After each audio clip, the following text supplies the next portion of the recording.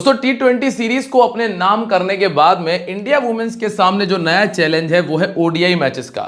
और ओडीआई जो सीरीज है ना उसको अपने नाम करना इतना आसान होगा नहीं जितना आसान T20 मैचेस को अपने नाम करना था, क्योंकि यहाँ फॉर्मेट लंबा होगा और जब जब फॉर्मेट लंबा होता है वहां पर आपको एक नहीं दो नहीं कम से कम आधी से ज्यादा टीम का परफॉर्मेंस चाहिए ही चाहिए।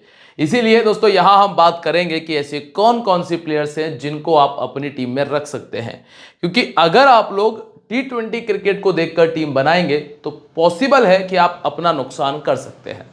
इसीलिए थोड़ा ध्यान से समझ लेना कि वनडे क्रिकेट के अंदर ऐसी कौन कौन सी प्लेयर्स हैं इंग्लैंड वुमेन्स की तरफ से जो अच्छा कर सकती हैं, उसके बारे में डिटेल से आपको बता दूंगा और साथ में चर्चा करेंगे पिच रिपोर्ट के बारे में, ग्राउंड के बारे में, कैसा टीम बनाना है, सब कुछ होगा।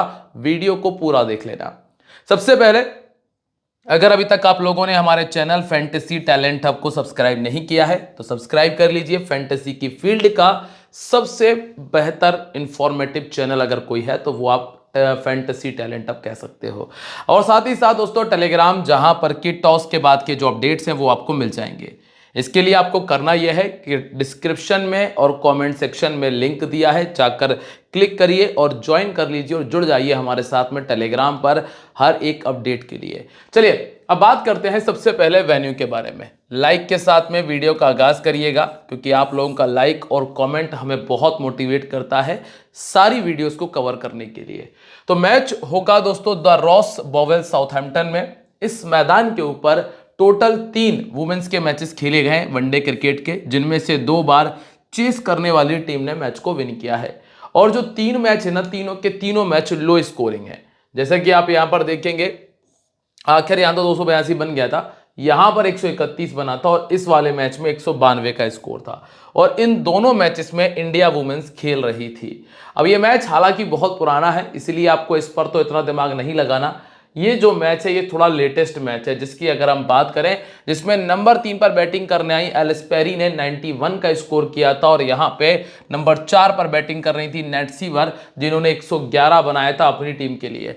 पावर प्ले में 2 विकेट यहां पर आए थे, पावर प्ले में 0 विकेट थे। 11 विकेट जो हैं वो स्पिनर्स के खाते में थे। नॉर्मल अगर हम बात करें तो वुमेन्स क्रिकेट में स्पिनर्स थोड़े से ज़्यादा ही विकेट निकालती आई हैं, क्योंकि ज़्यादातर स्पिनर्स होती हैं टीम में। हर एक टीम के अंदर कम से कम 3 स्पिनर आपको मिल जाती हैं, इसीलिए वुमेन क्रिकेट में स्पिनर्स थोड़े से ज़्यादा विकेट देती भी हैं। यहाँ पे नंबर 4 पर अंजुम चोपड़ा बैटिंग कर रही थी, यहाँ पे नंबर 4 पर अंजुम चोपड़ा बैटिंग कर रही थी, जिन्होंने स्कोर किया। सारा टेलर नंबर 6 और यहाँ पे एल न्यूटन ने स्कोर किया था। अब दोस्तों अगर मैं बात करूं इस पर्टिकुलर इस मैच के बारे में तो क्या एक्सपेक्टेड है, तो लगभग 220 से लेकर 245 तक का स्कोर बहुत हद तक आपको आराम से देखने मिल जाएगा। अगर इंग्लैंड पहले बैटिंग करती है तो संभवतः स्कोर 260 के आसपास आपको देखने मिल सकता है। ठीक है। और फास्ट बॉलर और स्पिनर्स का परफॉर्मेंस में नॉर्मली स्पिनर्स ज़्यादा अच्छा करती हैं, तो स्पिनर्स की तरफ ही आपको फोकस करना रहेगा। और रही बात स्कोर करने वाले प्लेयर की, तो नई गेंद के साथ में मतलब पावर प्ले के अंदर लगभग आपको दोनों इनिंग्स में एक एक विकेट बहुत आराम से देखने मिल जाएगा। अब जो इनके पिछले मैचेस से अगर हम उनकी बात करें, 2022 में जब ये आमने सामने हुई थी तो इंडिया वुमेन महज 169 बना पाई थी और इन्होंने इंग्लैंड को भी 153 पर रोक लिया था। दोस्तों ये वनडे क्रिकेट ही है, T20 नहीं है। ठीक है। स्मृति मंधाना ने 50 किया था, जो कि हमेशा स्कोर करती हैं। दीप्ति शर्मा ने 68 किया, ये भी कॉमन प्लेयर हैं। रेणुका सिंह ठाकुर, इनके 4 विकेट आए थे, ये थोड़ा सा यूनिक था। और गोस्वामी के 2 विकेट थे। इसके अलावा राजेश्वरी गायकवाड़ होगी, ये 2 विकेट इनके खाते में थे। नीचे आ जा। ठीक है। यहां दूसरी तरफ चार्ली डीन ने स्कोर किया था 47 का। इसके अलावा कैट क्रॉस के 4 विकेट थे और फ्रेया कैंप ने 2 विकेट निकाले। इसके पहले जो एक और मैच हुआ था वो भी इंडिया वुमेन्स के खाते में गया, जिसमें 333 रन बनाए थे और इंग्लैंड वुमेन चेस नहीं कर पाई थी। हरमनप्रीत कौर स्कोर करती हैं, 143 इनका था। हरलीन देओल का 58 था। मंधाना का फिर से 40 था। रेणुका सिंह ठाकुर के 4 और डी हेमलता ने 2 विकेट निकाले थे। तो दूसरी तरफ Alice Capsey 39, Danielle Wyatt 65, Amy Jones 39 और चार्ली डिन का 37 रन था। अब आप दोनों मैचेस में देखेंगे ना तो वो बहुत कॉमन प्लेयर है। मतलब ये वो कॉमन प्लेयर हैं जो 90% मैचेस में इंडिया के लिए और ऐसा ही कुछ इंग्लैंड के लिए परफॉर्मेंस करती हैं ये प्लेयर, ये वही प्लेयर है। मतलब इनमें कोई ऐसा नाम नहीं है कि जिसको आप बहुत रेयर देखोगे या कम देखोगे। अगर हम इंग्लैंड वुमेन्स की बात करें तो ओपन करने के लिए टेमी बिमॉन्ट आएंगी, साथ में डंकली आ जाएंगी। नंबर 3 पे एम बूचियर का इस्तेमाल होगा। नंबर 4 पे नेट सीवर की वापसी हो जाएगी। फिर एमी जोन्स नंबर 5, नंबर 6 पे एलिस कैप्सी और 7 पर आपको एमी अर्लॉट नजर आएंगी। इसके बाद एक्लस्टन, चार्ली डीन, लॉरेन बेल और कैट क्रॉस आपको खेलते हुए नजर आएंगी। नई गेंद के साथ में जो गेंदबाजी आप देखेंगे उसमें लॉरेन बेल का इस्तेमाल होगा, कैट क्रॉस गेंदबाजी करेंगी और कुछ ओवर एरलॉट के आपको नजर आएंगे। डेथ ओवर में भी इन्हीं का इस्तेमाल थोड़ा ज्यादा रहेगा, जिसमें सोफी एक्लस्टन अकेली रहेंगी जो बढ़ जाएंगी। ठीक है, पार्ट टाइम बॉलर में एलिस कैप्सी का इस्तेमाल हो जाएगा। नेट सीवर वैसे तो गेंदबाजी कर नहीं रही है। अब यहां अगर हम बात करें वेन्यू रिकॉर्ड की, इस मैदान के ऊपर इंग्लैंड वुमेन्स की प्लेयर ने क्या किया है। टेमी बिमॉन्ट ने इस मैदान पर एक पारी में 60 रन बनाया। नेट सीवर ने इस मैदान पे एक में 111 बनाया और जॉन्स ने एक में 37 किया था। सोफी ने इस मैदान पर 3 विकेट पहले भी निकाले हैं और लॉरेन बेल ने 3 विकेट पहले निकाले हुए हैं इसी मैदान के ऊपर। अब सबसे पहले हम टेमी बिमॉन्ट के बारे में चर्चा करते हैं। इनका सिलेक्शन परसेंटेज है 73। ठीक है, इंडिया वुमेन्स के सामने 20 मैच खेले हैं और एवरेज है 21 का, 50 सिर्फ एक है और 20 पारी में एक 50 ज्यादा अच्छा रिकॉर्ड नहीं है। लेकिन अगर आप 2024 और 25 की बात करते हैं तो आपको यह देखने मिलेगा लगभग 50 के एवरेज को मेंटेन कर रही है और यही रीजन है कि 70% लोग इनको टीम में लेके चल रहे हैं। पहले बैटिंग करते हुए 5-50, सेकंड बैटिंग करते 5-50 और 300 किया है। पहले बैटिंग करते हुए 2-50 और 300 है, सेकंड बैटिंग करते हुए 3-50 है। अब प्रायोरिटी ये है कि अगर टीम पहले बैटिंग कर रही है तो ले लेने में ज़्यादा फायदा है, क्योंकि 63 का एवरेज है। इनकी कोई कमजोरी नहीं है। नंबर 2 पे आपको मिलती है सोफी डंकली, जिनको T20 क्रिकेट में ज़्यादातर लोगों ने टीम में शामिल किया था। यहाँ पे 21% का सिलेक्शन है। कारण देख लेते हैं। एक तो इनका इंडिया वुमेन्स के सामने 31 का बैटिंग एवरेज है, जो कि काफ़ी हद तक बेहतर है और 6 इनिंग में 150 है। और पिछले अगर हम इनके ओडीआई कैरियर की बात करें तो 35 मैचेस में सिर्फ 26 का एवरेज है। पहले बैटिंग करते हुए 4-50 है। 100 तक सिर्फ एक बार पहुंची हैं। अब ये चीज भी बेहतर है, क्योंकि दोस्तों अगर कोई प्लेयर आपको ज्यादा बड़ा स्कोर नहीं करके दे रही है, अगर 50 पर भी रुक जाती है ना तो ज्यादा नुकसान नहीं है। ठीक है, राइट आर्म ऑफ स्पिन इनको 8 बार आउट कर चुके हैं, 15 का एवरेज है। और जो लेग स्पिन गेंदबाजी है उन्होंने 7 बार आउट किया है, एवरेज है 16 का। यहां पर आपको कौन मिलता है? दीप्ति शर्मा, जो कि इस तरह की गेंदबाजी करती हैं। तो दीप्ति शर्मा के पास एक मौका मिलता है और ये प्लेयर थोड़ी सी रिस्की होती हैं। फिर आते हैं नंबर 3 एम माफ कीजिएगा, माफ कर दीजिए। एम बूचियर ने 15 इनिंग में 37 का बैटिंग एवरेज, 250 और एक बार 100 से ऊपर का स्कोर किया है। पहले बैटिंग करते हुए 32 का एवरेज है, सेकंड बैटिंग करते हुए 41 है। 150 100 इन्होंने सेकंड बैटिंग करते हुए किया है। अब अगर आप इनका सिलेक्शन परसेंटेज देख रहे हैं तो ये सिर्फ है 10% के आसपास। सेकंड बैटिंग करते हुए ये प्लेयर ज्यादा बेहतर ऑप्शन है। अगर आप चाहो तो यहां रिस्क ले सकते हो।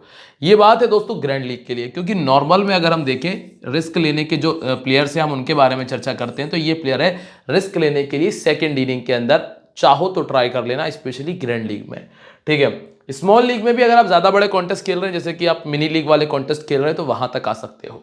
इसके बाद नेट सीवर, ये तो खैर छोड़ने से ही रही, तो कैप्टनसी वाइस कैप्टनसी की प्राइम चॉइस में भी है। 93% लोगों ने रखा हुआ है और इसके पीछे का रीजन है इनका 61 का बैटिंग एवरेज, दोनों इनिंग में बेहतर रिकॉर्ड, क्योंकि दोनों इनिंग्स में 3-3, 50 और 100 किए हुए हैं और 40 का एवरेज सिर्फ इंडिया के सामने।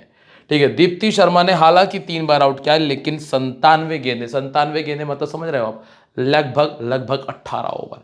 ठीक है, और 14 विकेट से। अब गेंदबाजी करेंगी नहीं करेंगी ये तो डिपेंड करेगा टीम मैनेजमेंट के ऊपर, तो हाल फिलहाल में इस चीज पर आपको दिमाग नहीं लगाना है। इसके बाद है एमी जोन्स। एमी जोन्स को T20 क्रिकेट में किसी ने भी टीम में नहीं रखा, लेकिन यहां स्थिति क्या है कि 50% लोगों तक गाड़ी पहुंच चुकी है। कारण यह है कि 56 का बैटिंग एवरेज है इनका पिछले 1 साल के अंदर, और जब पहले बैटिंग की हो या सेकंड बैटिंग की स्कोर किया है। अब चूंकि मैच है 50 ओवर का और 50 ओवर में 5वें नंबर तक बैटिंग आना बहुत आराम वाली बात है, ऑफ स्पिन के सामने जरूर ये 6 बार आउट हुई हैं, 21 का एवरेज है और दीप्ति शर्मा के पास में ये तीसरा मौका है कि वो किसी प्लेयर को आउट करे। मतलब दीप्ति शर्मा की जगह तो पक्की नजर आ रही है और तो वाइस कैप्टन भी बना सकते हो, क्योंकि अगर 2 विकेट निकाल दिए, क्योंकि 3 से 4 प्लेयर को आउट करने का मौका है और साथ में कुछ बैटिंग करने का भी। एलिस कैप्सी ये आपके अब ग्रैंड लीग में काम आ सकती हैं। क्यों आ सकती हैं? क्योंकि लगभग आपको 3 से 5 ओवर की गेंदबाजी दे जाएंगी, प्लस थोड़ी बहुत बल्लेबाजी आपको प्रोवाइड कर देंगी। तो ये ग्रैंड लीग में डिफरेंशियल पिक का काम करेंगी। इनको भी ऑफ स्पिनर दीप्ति शर्मा पहले आउट कर चुकी हैं और परेशान करेंगी।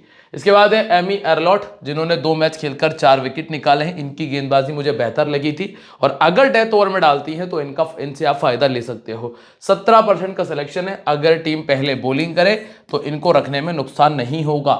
इसके बाद सोफी एक्लेस्टन है, ये भी कंफर्म पिक है। 86% लोगों ने टीम में रखा हुआ है। 33 विकेट निकाले हैं पहले बॉलिंग करते हुए, तो बहुत ही कमाल का रिकॉर्ड है। 22 विकेट है क्योंकि ये डेथ ओवर में भी डालती हैं।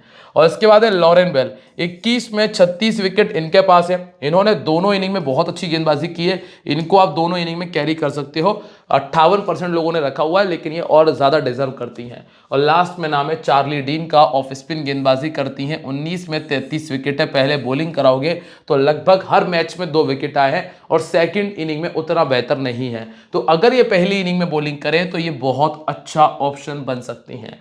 इसके बाद बात करते हैं हम कैट क्रॉस के बारे में। कैट क्रॉस ने इस मैदान इस टीम के सामने पहले अच्छा किया है। इंडिया के सामने 8 मैचेस में 16 विकेट है, मतलब हर मैच में लगभग 2 विकेट है। एवरेज वाली की बात कर रहा हूं। वैसे एक मैच में 5, एक मैच में 4 निकाला था इन्होंने।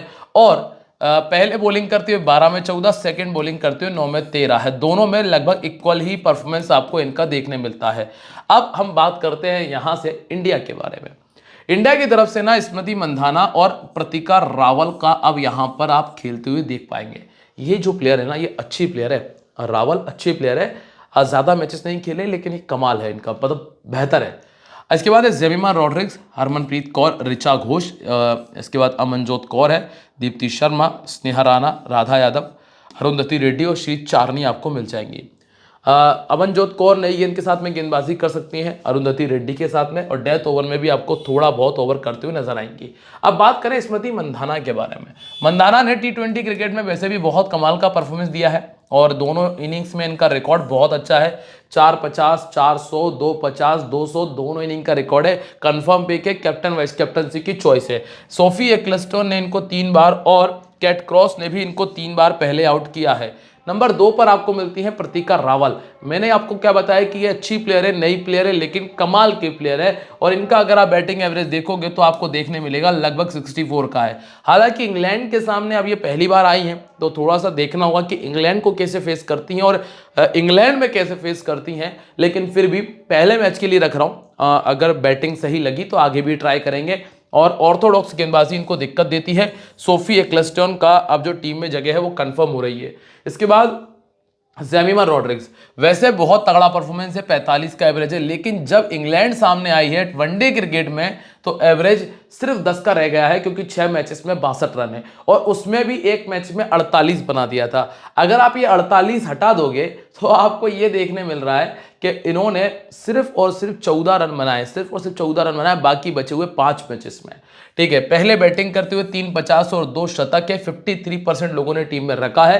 हाल फिलहाल में मैं ये कह सकता हूं कि इनका सिलेक्शन ज्यादा है, लेकिन फेल होने के चांसेस भी ज्यादा ही हैं। और ऑर्थोडॉक्स गेंदबाजी मतलब सोफी एक्लेस्टन, जो कि इनको पहले भी 2 बार आउट कर चुकी है, वो भी सिर्फ 20 गेंदों में, वो इनके सामने होंगी। और ऑफ स्पिन के सामने ये 7 बार आउट हो चुकी है। चार्ली डीन आपको मिलती है, जो कि इस तरह की गेंदबाजी करती है।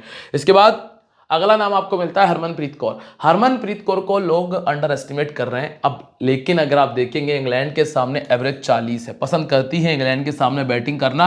अभी हो ये रहा था कि T20 में ज़्यादा बैटिंग करने का मौका नहीं मिल रहा था। यहाँ पे 50 ओवर का मैच है, बैटिंग करने का भरपूर मौका होगा, स्कोर देंगी। दोनों इनिंग में रिकॉर्ड ठीक है, 36 का एवरेज है। और एक्लेस्टन इनको 2 बार आउट कर चुकी हैं 70 गेंदों में। कैट क्रॉस ने भी 2 बार आउट किया 76 गेंदों में। लेकिन अभी जो इनका 35% सिलेक्शन है, पॉसिबल है कि अगले मैच में ये बढ़ सकता है, क्योंकि इस मैच में संभवतः आपको अच्छा स्कोर, ज़्यादा नहीं तो ड्रीम टीम वाला परफॉर्मेंस तो दे सकती हैं। इसके बाद ऋचा घोष है, ये तो खैर बेहतर ऑप्शन है ही हमेशा की तरह। 35 का बैटिंग एवरेज है, 450 है, दोनों इनिंग में 2-2 50 किया है। ऑर्थोडॉक्स के सामने इनका बैटिंग एवरेज 18 का रहता है और सोफी एक्लेस्टन यहां पर मौजूद हैं। इसके बाद है अमनजोत कौर। अमनजोत कौर रिसेंटली बहुत अच्छा खेली है, गेंदबाजी भी अच्छी की है, बल्लेबाजी भी अच्छी की है। T20 क्रिकेट में तो उन्होंने कमाल की बॉलिंग भी की थी, अब सॉरी बल्लेबाजी भी की थी। 8 इनिंग में 12 विकेट है, एक 50 इन्होंने अभी T20 क्रिकेट में लगाया था। अभी वनडे में 50 नहीं आया है, लेकिन अभी आप इनको रख सकते हो।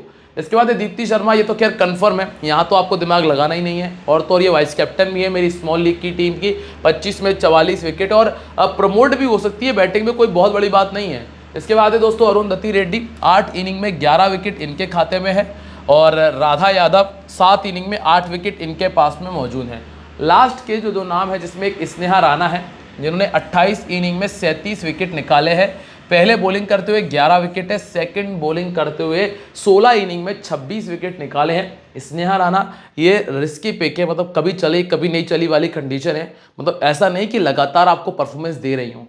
और श्री चारनी, जिस तरह का इनका अभी T20 क्रिकेट गया है ना, इनको लेके चलने में कोई नुकसान होगा नहीं। तो श्री चारनी अभी अपनी टीम में आपको नजर आ जाएंगी। और इसके बाद दोस्तों अब हम बात कर लेते हैं यहाँ से टीम कॉम्बिनेशन की और कैप्टन वाइस कैप्टनसी के बारे में। स्मृति मंधाना, दीप्ति शर्मा और नेट सीवर आपके कैप्टनसी का काम कर जाएंगी। ठीक है, जीएल में जाओगे तो एक्लेस्टन, डेनियल तो है ही नहीं, हरमनप्रीत कौर की तरफ जाया जा सकता है। ये बहुत अच्छा ऑप्शन रहेंगी आपके लिए जीएल के लिए। अब बात करते हैं टीम कॉम्बिनेशन की। दोस्तों टीम कॉम्बिनेशन में टेमी बिमॉन्ड, हरमनप्रीत कौर, स्मृति मंधाना, रावल, दीप्ति शर्मा और नेट सीवर को टीम में रखा है। एक्लेस्टन, लॉरेन बेल और एन चार्नी हैं। अगर आप चाहो तो इन दोनों में से, वैसे तो एमी जॉन्स में लेके चल रहा हूं, लेकिन अगर आप चाहो तो ऋचा घोष के स्थान पे अमनजोत कौर को और टीम में रख सकते हो। और इसके लिए आप मेरे साथ टेलीग्राम पे जुड़ जाएं, वहां पे मैं आपको क्लियर कर दूंगा कि करना क्या है।